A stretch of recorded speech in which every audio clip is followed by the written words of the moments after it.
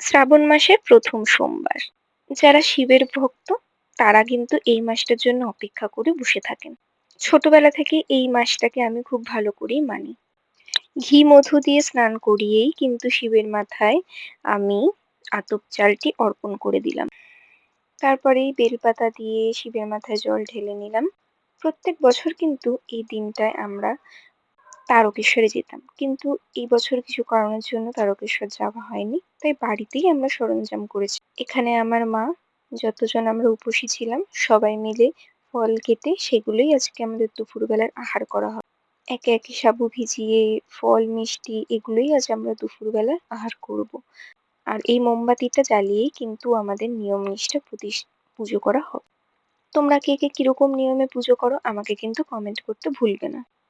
দেখো আমরা সবাই এখানে যারা, যারা উপসী ছিলাম সবাই এখানে একে, একে কলা পাতা নিয়ে বসে পড়েছি। এগুলোই আজকে আমরা দুপুরবেলা আহার করি। আর এগুলোই আমরা কিন্তু ভোগ চড়াই বাবা ভোলেনাথকে, সেইগুলোই আমরা অর্পণ করি। এইভাবেই আমাদের ১ম সোমবারটা কাটলো নিয়ম নিষ্ঠা করে। হর হর